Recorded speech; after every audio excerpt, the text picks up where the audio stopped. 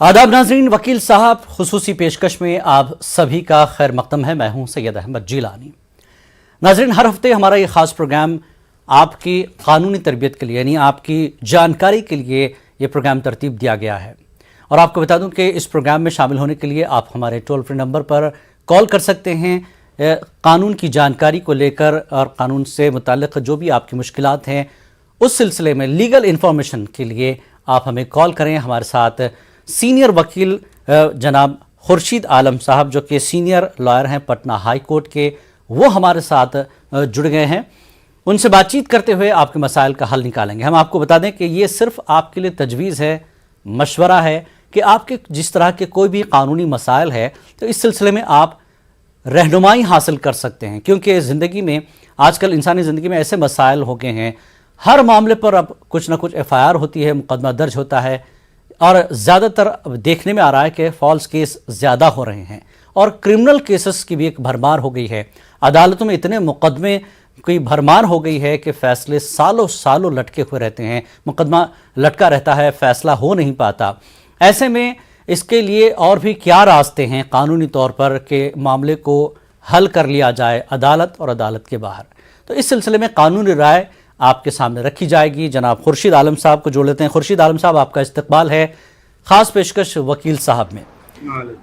खुर्शीद आलम साहब, जिस तरह से हम अक्सर देख रहे हैं झूठे मुकदमे बड़ी तादाद में दर्ज हो रहे हैं, सर इन झूठे मुकदमों की कितनी ज़िंदगी होती है कानूनी तौर पर अदालतों में, और इस तरह के केसेस में जिनको कोई कानूनी जानकारी होती नहीं है ऐसे लोगों के लिए और भी मसाइल हो जाते होंगे, तो कैसे इस तरह के मसले आते हैं, मामले आते हैं? और आप high court Patna high court में सीनियर वकील हैं सर, तो आपके तजुर्बे की बुनियाद पर इस तरह के केसेस में लोगों की आप कैसे रहनुमाई करेंगे? अस्सलाम वालेकुम। वालेकुम सलाम सर।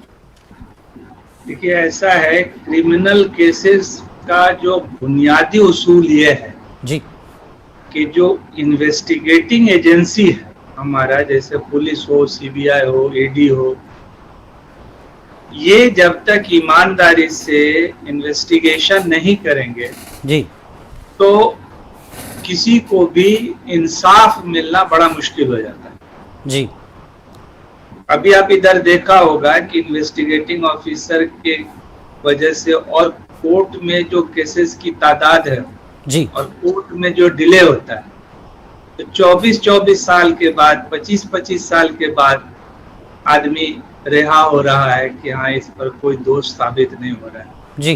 तो ये अपने मुल्क में बड़ा प्रॉब्लम है।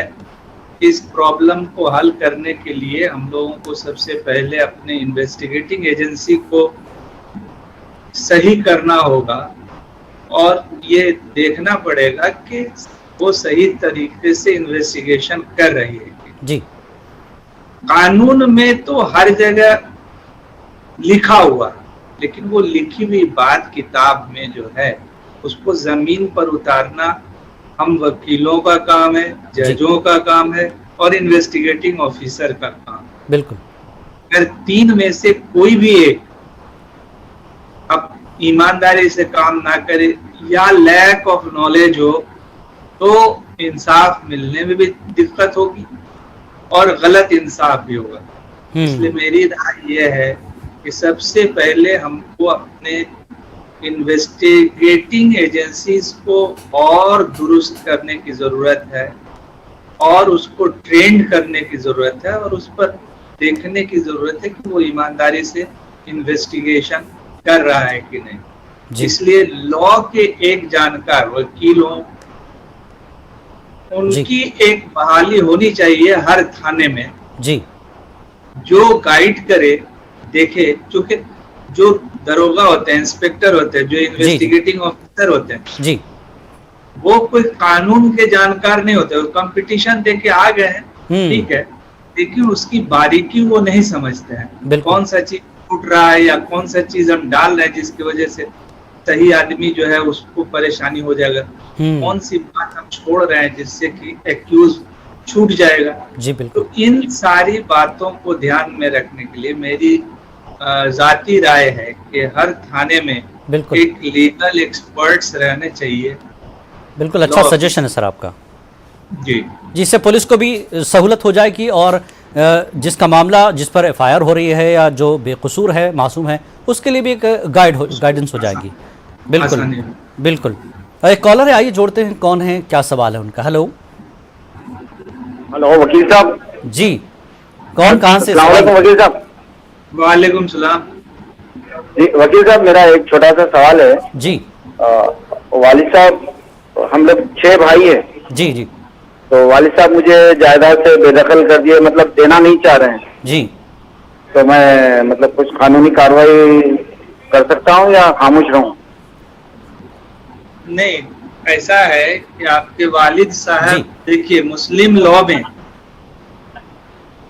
लॉ में जॉइंटनेस ऑफ प्रॉपर्टी का कोई कंसेप्ट नहीं है। जब तक आपके वालिद जिंदा हैं, अपने सारे दौलत के मालिक वो हैं, जी तो जिसको चाहे दे सकते हैं, लेकिन पूरी दौलत वो गिफ्ट के तौर पर किसी को दे सकते हैं, सेल कर सकते हैं, लेकिन विल नहीं कर सकते हैं। विल जो है 1/3 ही कर सकते हैं। अच्छा। इसलिए हमारी समझ में आपको कोई लीगल एक्शन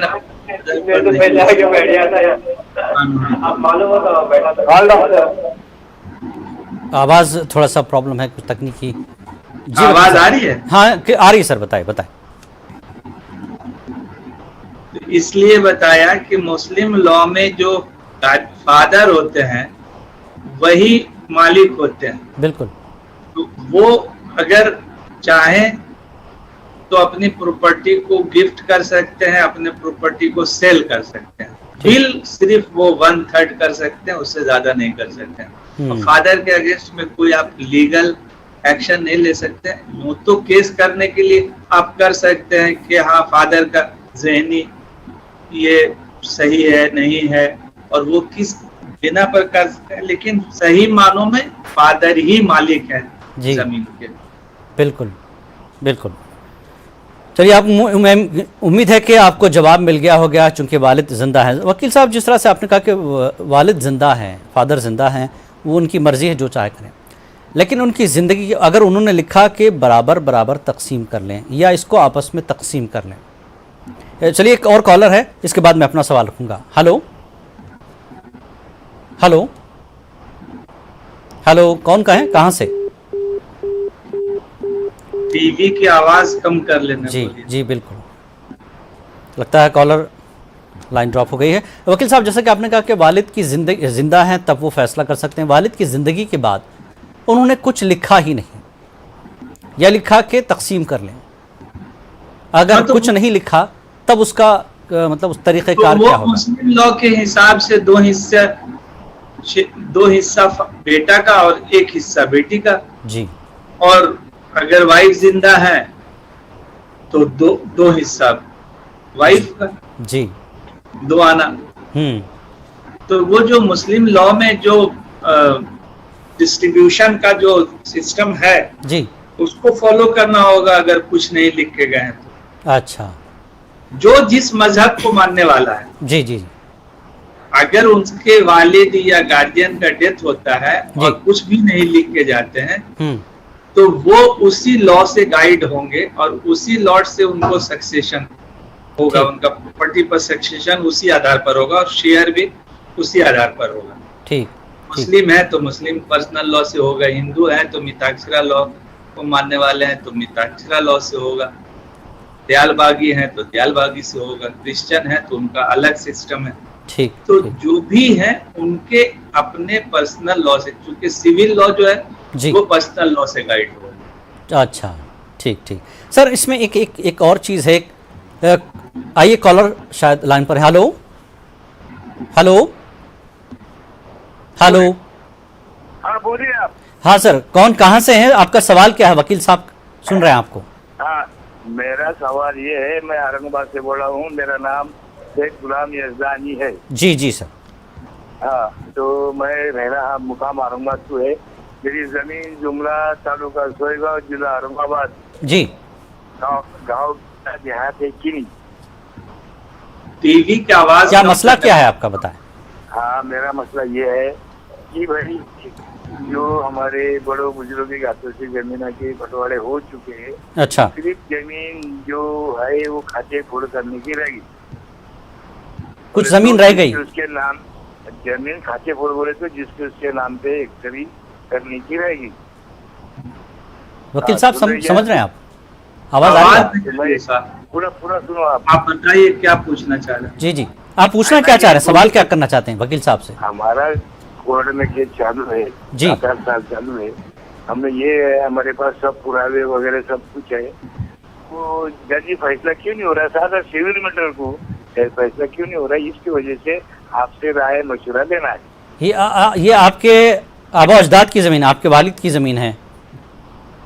जमीन हम सब ने, हमारे बड़े भाई थे, हमारे अम्मा ने, हम सबसे छोटे उनको बोलिए अपना टीवी कम करेंगे, आवाज उनकी साफ नहीं आ रही। 7/12 में जी, नामाती लोग हेक्टेरी जमीन किसके नाम पे नहीं है बस, और वो कोर्ट में लड़ी है। नहीं, आपकी आवाज़ क्लियर थोड़ा नहीं हो पा रही है। नहीं, आपस में तकसीम कर ली है आपने या झगड़ा किस चीज़ का है ये बताइए। तो ऐसा है कि वो हमारे बंटवारे हो चुके हैं। बंटवारा हो गया है, मसला क्या है? मसला ये है कि वो हेक्टेरी जमीन करने की थी ना जिसके उसके नाम पे।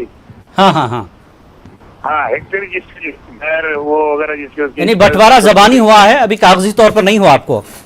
हाँ, जबानी ठीक। रेड बात करे आपने।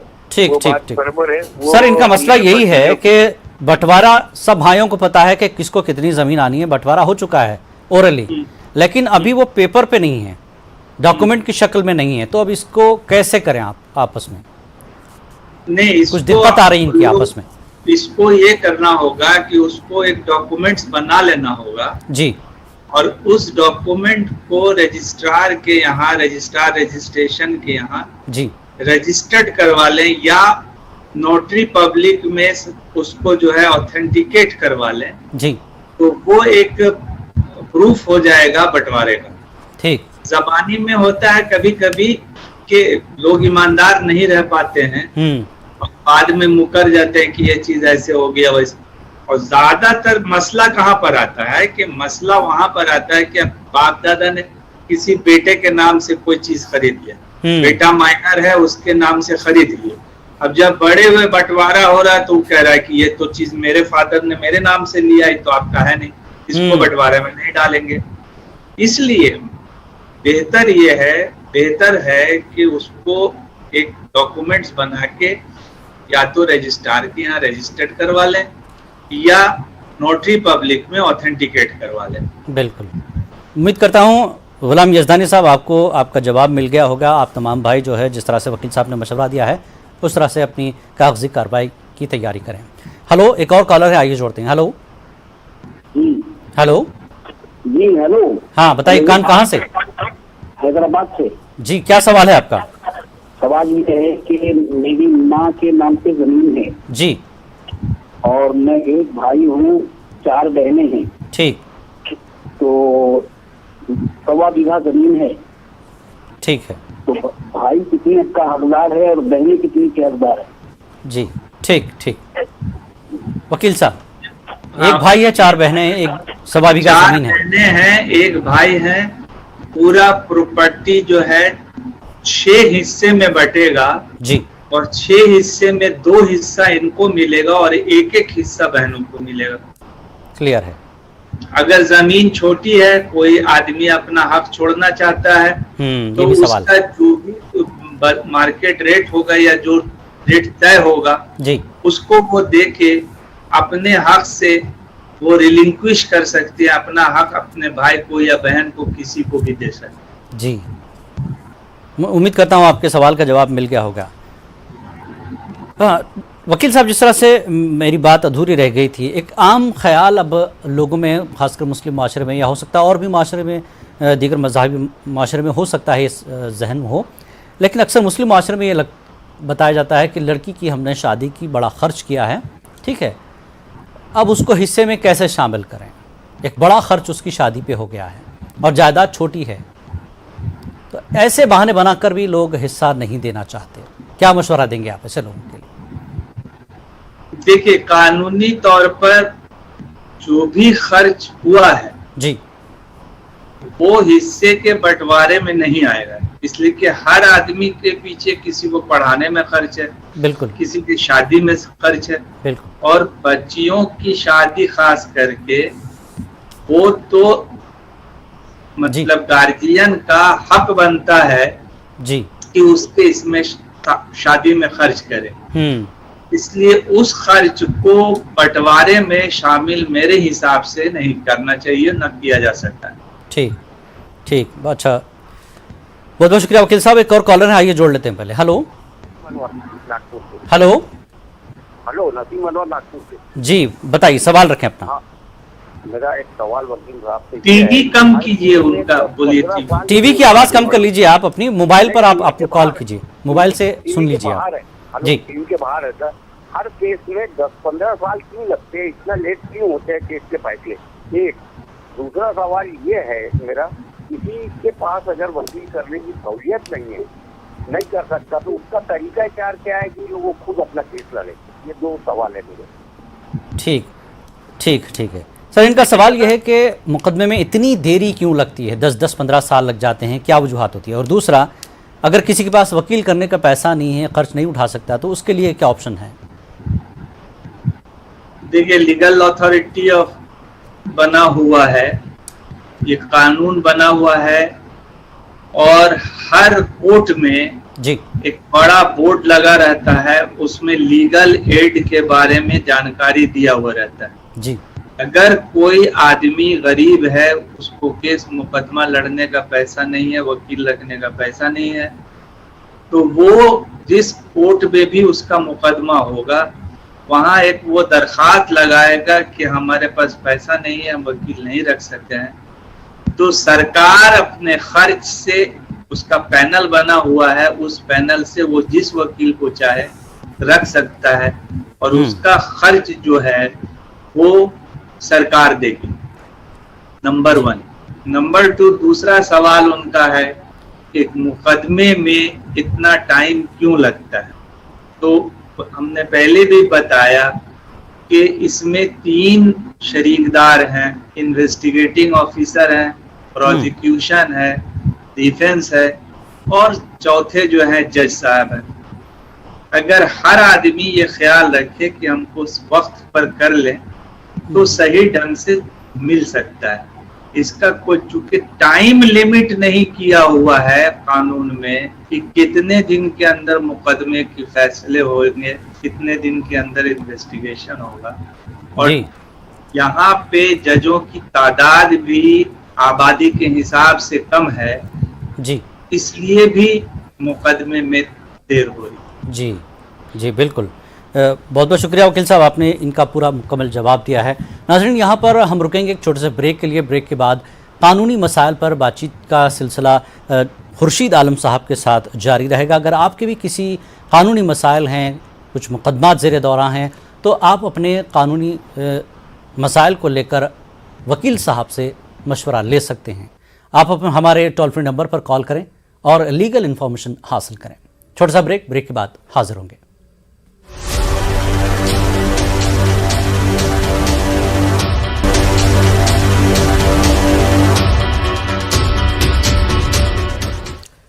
एक बार फिर आप सभी का इस्तकबाल है खास पेशकश वकील साहब में। नाज़रीन, आपके किसी भी तरह के कानूनी मसाइल हैं, इस सिलसिले में आप हमें कॉल कर सकते हैं। हमारे साथ इस वक्त खुर्शीद आलम साहब जो कि पटना हाई कोर्ट के सीनियर वकील हैं, हमारे साथ जुड़े हुए और आपको मुफीद मशवरे देंगे। आइए, कॉलर हैं, उनको जोड़ देते हैं। हेलो हेलो जी। हेलो जी, कौन कहां से? अपना सवाल रखें। मैं वकील साहब से पूछना चाहता हूँ, मेरे पिताजी का मकान है जी, तो वो इंतकाल हो गया है उनका। ठीक।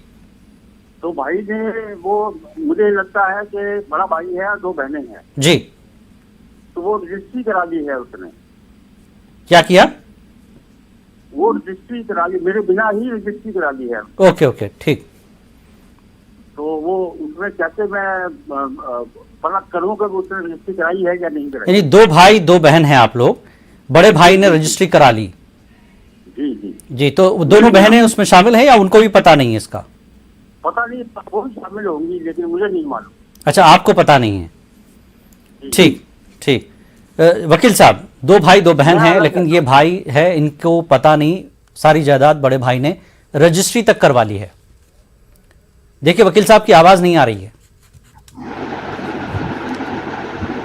मेरी आवाज आ रही है? हाँ आ रही सर, अब आ रही है जी। आपकी आवाज बहुत कम आ रही है जी। हाँ, 2 भाई हैं, 2 बहन हैं और 1 भाई है जी। बड़े भाई ने सारी जायदाद की रजिस्ट्री करवा ली है और इनको पता नहीं है। किससे करवा ली? उन्होंने उस जायदाद की अपने नाम पर रजिस्ट्री करवा ली है। किससे?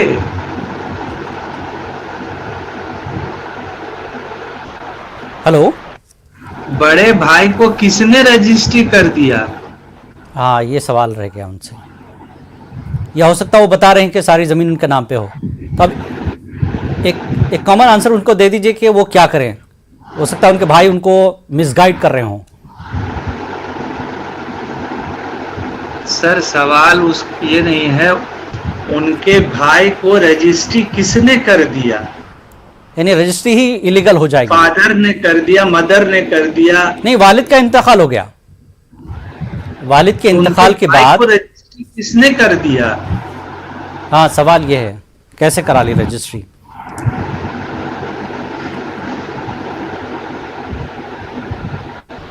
अब इनको क्या जवाब दें सर, वो अधूरी रह गई उनकी बात। आवाज ही नहीं आ रही है। हेलो हेलो, मेरी आवाज ही बहुत जी, मेरी आवाज आ रही है आपको? बहुत कमजोर है सर, आवाज पूरी आ नहीं जरा रही देखिए है। टेक्निकली मेरी आवाज को थोड़ा प्रॉब्लम जी। आपके सर पास एसी ऑन है, थोड़ा सा उसको कम कर लें, या उसका ऑडियो बहुत ज्यादा हो रहा है। अगर पंखा हो तो उसको बंद कर लीजिए। हेलो जी जी, अब आ रही सर आवाज? हाँ अब आ रही है थोड़ा। जी जी।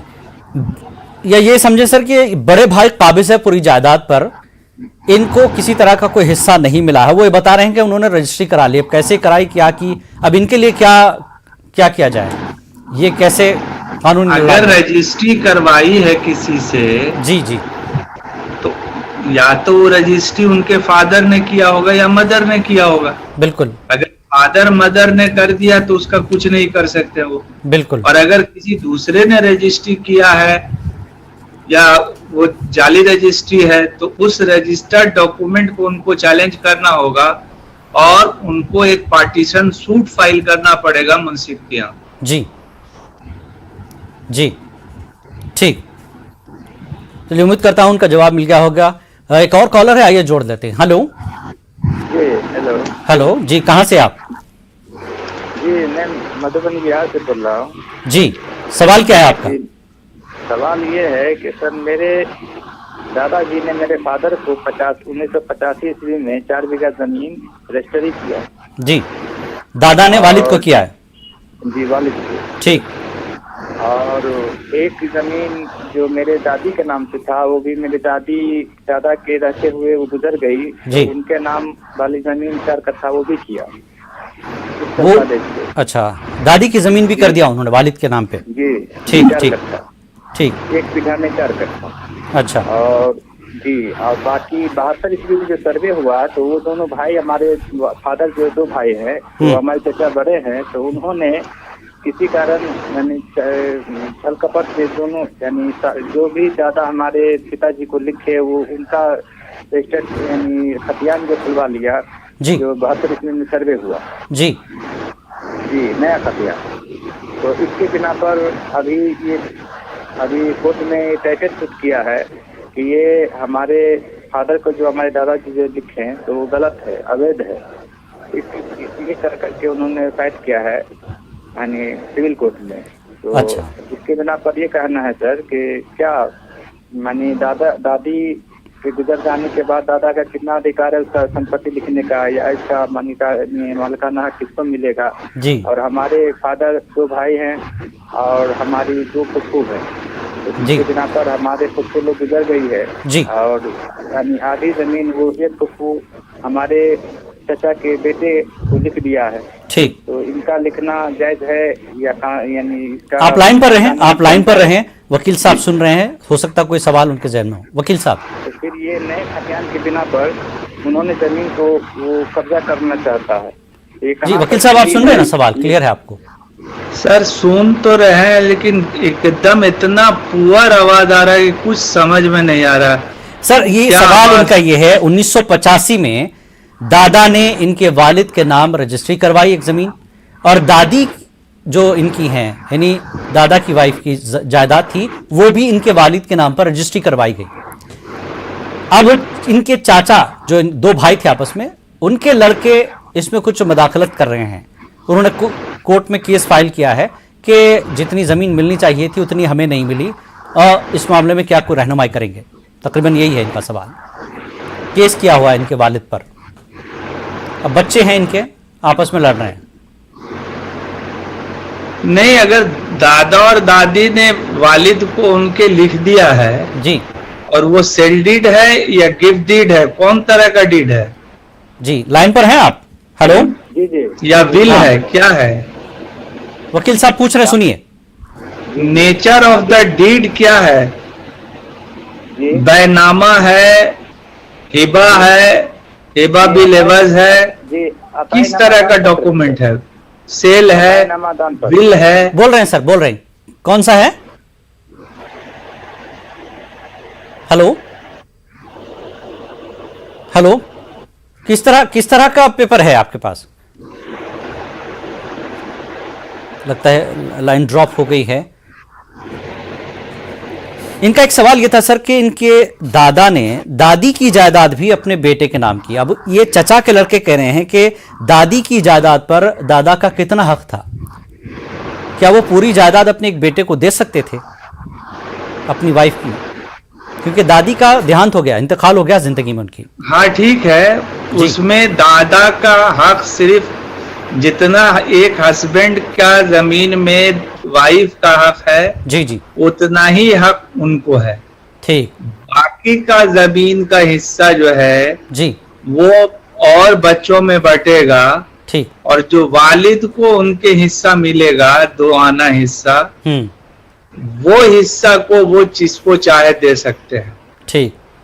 इसमें दूसरे के हक, जैसे एक बात समझ जी, लीजिए, जी। प्रिंसिपल ये है जी कि कोई जमीन के हम मालिक हैं, मेरा इंतकाल हो जाता है तो उस जमीन पर जिनका जिनका भी शेयर बनेगा वो राइट एंड टाइटल उसको चला जाता है। जी दादी अगर इंतकाल कर गई हैं और तब दादा ने सारे जायदाद को किसी एक बेटे या बेटी को दे दिया है, तो ये कानूनी गलत है। ठीक, वो सिर्फ और सिर्फ अपने हिस्से को दे सकते हैं, बाकी का हिस्सा और लोगों को मिलेगा। हाँ, यही मसला था उनके साथ। तो चचा के लड़के वही बता रहे थे कि दादी का जो पूरा हिस्सा उन्होंने दे दिया वो गलत है, उसमें से जो हिस्सा मिलना चाहिए हमको यानी चचा के बच्चों को, वो लड़ाई वही है उनकी। अगर दादी के जिंदगी में वो बेच देते जी जी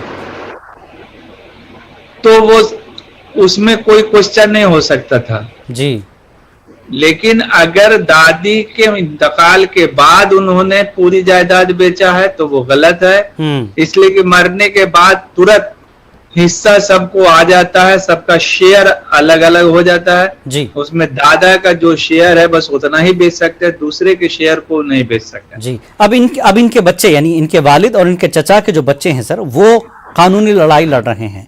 अब बच्चों को आपस में किस तरह का फैसला करना चाहिए?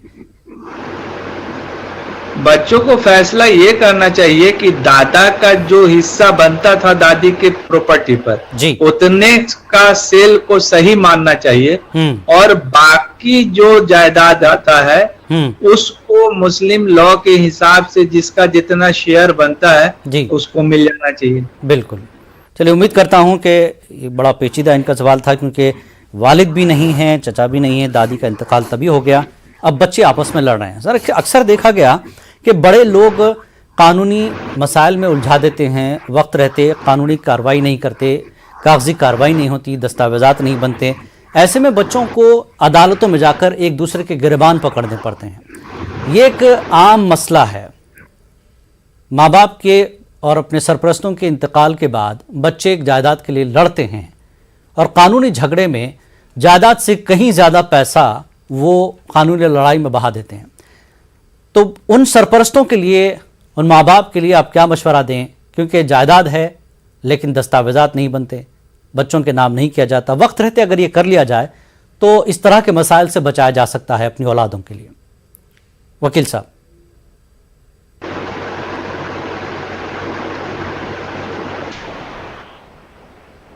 हेलो।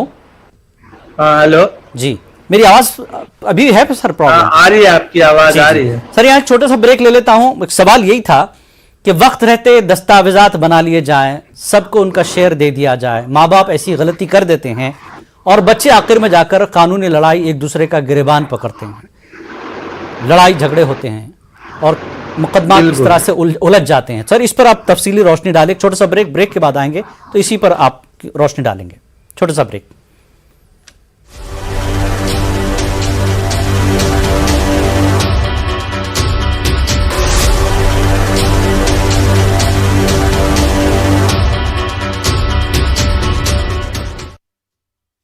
प्रोग्राम वकील साहब में आप सभी का एक बार फिर इस्तकबाल है।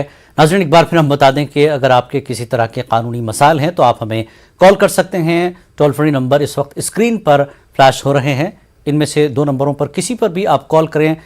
डॉक्टर खुर्शीद आलम साहब जो कि पटना हाई कोर्ट के सीनियर एडवोकेट हैं, सीनियर वकील हैं, आपकी मुकम्मल रहनुमाई करेंगे, तजवीज़ देंगे कि कैसे आप अपने कानूनी मसाइल को हल कर सकते हैं, चाहे वो आपका जायदाद का मामला हो या आपकी अज़वाजी ज़िंदगी का मामला हो या आपस के किसी तरह के झगड़े हो, उसको किस तरह से कानूनी तौर पर हल किया जाए। डॉक्टर खुर्शीद आलम साहब को जोड़ लेते हैं। खुर्शीद साहब, जिस तरह से एक सवाल यही था कि माँ बाप वक्त रहते दस्तावेजात नहीं तैयार करते, हिस्से पहले नहीं तय कर दिए जाते, ये एक बड़ा मसला है मुआशरे में। पहले कॉलर को जोड़ लेते हैं, इस पर आप तफसील से रोशनी डालें। Hello hello hello hello hello जी, आपका सवाल कौन, कहां से? पटना से मैं बोल रही हूँ। जी, मेरा जी। सवाल है कि मामू का मेरे इंतकाल हुआ है 1 साल पहले। जी उनकी प्रॉपर्टी है, उनके बच्चे नहीं हैं, उनकी वाइफ है, उनके बच्चे नहीं हैं, उनके 2 भाई 4 बहनें हैं। जी तो ये प्रॉपर्टी का बंटवारा किस तरह से होगा? और वो गवर्नमेंट जॉब में थे, उनको पीएफ का पैसा भी मिला है, ठीक। और उनके ऊपर जो एक घर बनाया उन्होंने, रहायशी मकान बनाया, उस पर उनका लोन भी है। तो वो लोन कौन चुकाएगा? क्योंकि पीएफ का पैसा आया, उन नॉमिनीज में उनकी वाइफ और बहन थी, 50-50% दोनों को पैसा आया पीएफ का। तो ये लोन कौन चुकाएगा? तो उनकी बहन को आया है, उनकी वाइफ को आया है? जी जी, 50-50% दोनों को आया है। जी। तो मामू की वाइफ जिंदा है अभी? जी हयात में है। जी बाहयात है। बच्चे नहीं हैं? नहीं, बच्चे नहीं हैं। ठीक है, ठीक है, उनकी बहन है और उनकी वाइफ है। जी, और उनके 2 भाई हैं और 4 बहनें हैं। तो जो मामू के? छोटी बहन, जी जी, 4 भाई 2 बहन। 4 बहनें और हैं जी। सबसे छोटी बहन को उन्होंने अपना नॉमिनी बनाया था पीएफ के लिए। जी जी। तो ठीक। वो लोन का पैसा कैसे चुकेगा और कौन चुकाएगा? हाँ, ये बड़ा सवाल है। जी चलिए ठीक है, हम आपके सवाल का जवाब वकील साहब से जानने की कोशिश करेंगे। वकील साहब अगर जुड़ गए हो तो बता दीजिए। हेलो, लगता है वकील साहब किसी वजह से जुड़ नहीं पा रहे हैं। यहाँ पर एक छोटा सा ब्रेक ले लेते हैं, इस सवाल का जवाब भी दे देंगे और फिर मजीद कॉलर से बातचीत भी करेंगे। छोटा सा ब्रेक।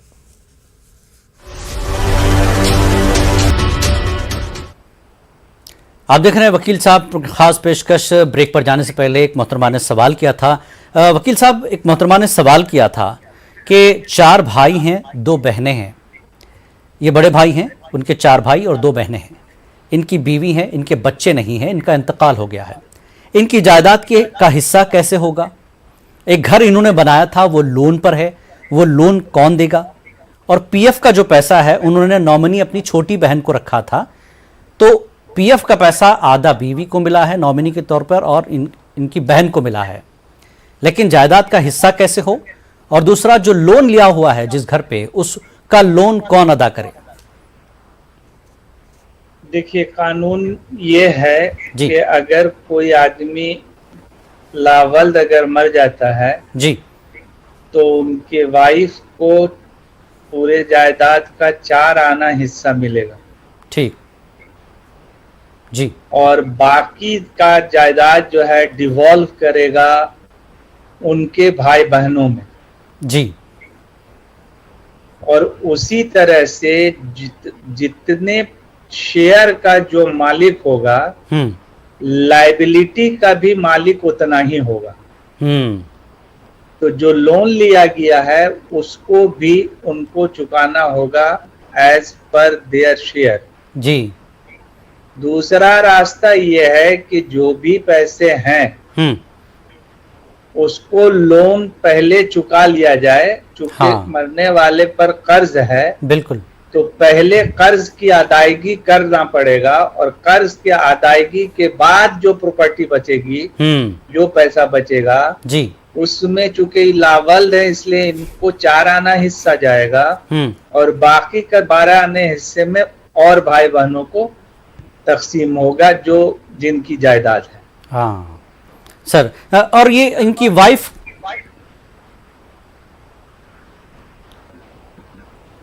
पीएफ का पैसा इनकी वाइफ को भी मिला है, तो क्या वाइफ और छोटी बहन मिलकर पहले कर्ज अदा कर दें? पहले कर्ज अदा होगा, उसके बाद जो बचेगा वो डिस्ट्रीब्यूशन होगा। चाहे जायदाद हो या पीएफ का पैसा हो, कुछ भी। ठीक ठीक, चलिए, उम्मीद करता हूँ सवाल का जवाब मिल गया हो मोहतरमा को। एक और कॉलर है, आइए जोड़ते हैं। Hello hello hello. अस्सलाम वालेकुम। वालेकुम सलाम। कौन कहाँ से भाई? मैं कर्नाटक से बात कर रहा हूँ, बीदर डिस्ट्रिक्ट से। जी, सवाल रखें अपना। मेरा सवाल वकील साहब से, खुर्शीद साहब। जी। हेलो, खुर्शीद आलम जी सुन रहे हैं। हाँ, सीधा मोहम्मद जुबैर के केस में जो है पत्रकार है मोहम्मद जुबैर, जो सीधे हाई सुप्रीम कोर्ट ने उसे क्लीन चिट दी कि 6 केसेस में आप इन्वर्स कोई भी झूठ करने से रुकावट नहीं कर सकते। नहीं, आपका अगर कोई सवाल हो तो रखें, आपका अपना खुद का कोई सवाल हो तो रखें, आपके कोई जाती मसाइल हो तो रखें। चलिए। Hello hello. जी जी, मैं हैदराबाद याकूतपुर से नवाज बात कर रहा हूँ। जी बताइए। कि हमारे एरिया में एक लैंड एक्विजिशन के तहत बल्दिया वाले नोटिस लिए, तो उससे अपने मकानों को हवाले करो बोल के बोल रहे हैं। मुआवजा उन लोग सरकारी मुआवजा दे रहे हैं जमीन का। जी। तो ऐसा कोई कानून है कि जैसा लैंड एक्विजिशन एक्ट पार्लियामेंट का है, उसके तहत हम अदालत को जाके खानगी मुआवजा हासिल कर सकते हैं या फिर ऑल्टरनेट जगह गवर्नमेंट से मुतालबा कर सकते क्या? ठीक, तो आपको अभी सिर्फ सरकारी तौर पर उसकी कीमत अदा की जा रही है? हाँ, गवर्नमेंट की तरफ से। ठीक ठीक ठीक। हम ये चाह रहे थे। जी जी, हम ये चाह रहे थे जो पार्लियामेंट का कानून है लैंड एक्विजिशन एक्ट, उसके तहत हमें अल्टरनेट देना जगह जी, या फिर या प्राइवेट लैंड की वैल्यू देना। ठीक ठीक, तो वो अदालत से रुजू हो सकते क्या? मार्केट की कीमत मिलना चाहिए। हाँ ठीक ठीक, चलिए समझ आ गया आपका सवाल। वकील साहब, आप कुछ पूछना चाहेंगे? हाँ, इसमें ऐसा है, लैंड एक्विजिशन के मामले में जी, वो लैंड एक्वायर किस लिए हो रहा है? सर, उनका मतलब ये है कि जिस तरह से मास्टर प्लान होता है, सरकारी तौर पर सड़कें चौड़ी की जाती हैं। नहीं, जैसे रोड अगर चौड़ा किया जा रहा है एनएच की तरफ से, जी, एनएच के तरफ से अगर किया जा रहा है जी, तो जो अवार्ड बना है, अगर उस अवार्ड से वो खुश नहीं है और उनको लगता है कि कम पैसा दिया जा रहा है या नेचर ऑफ द लैंड सही नहीं दिखाया जा रहा है या रेट उसका सही नहीं है जी, तो उस रेट के खिलाफ वो आर्बिट्रेशन में जा सकते हैं। ठीक। और अगर एनएच का नहीं है तो लारा में जा सकते हैं, लैंड एक्विजिशन अथॉरिटी के यहाँ जी। वो डीएम को दरखास्त देंगे कि मेरे मामले को आप भेज दीजिए, हमको नेचर ऑफ द लैंड या लैंड का जो पैसा दिया जा रहा है वो इसी वजह से गलत है जी। तो वो रेफर हो जाएगा लारा में, लैंड एक्विजिशन अथॉरिटी, जो एडिशनल डिस्ट्रिक्ट जज के रैंक के होते हैं, और वो जो डिसाइड करेंगे जी, उसको मानना पड़ेगा। और उसको अगर जो लोग नहीं मानना चाहते हैं तो उस ऑर्डर के खिलाफ जी हाई कोर्ट में फर्स्ट अपील फाइल होगा। ठीक ठीक, चलिए इसलिए उम्मीद करता वो हूँ review कर सकते हैं। जी जी, उम्मीद करता हूँ इनको बता इनका दीजिए, सवाल वो का review जवाब कर सकते हैं। मिल गया होगा। खुर्शीद साहब, थोड़ी सी तकनीकी मसाइल हुए, बहुत बहुत शुक्रिया आपका वकील साहब प्रोग्राम में हमारे नाजरीन को मुफीद मशवरे देने के लिए। तो नाजरीन, वकील साहब में आज फिलहाल इतना ही। आदाब।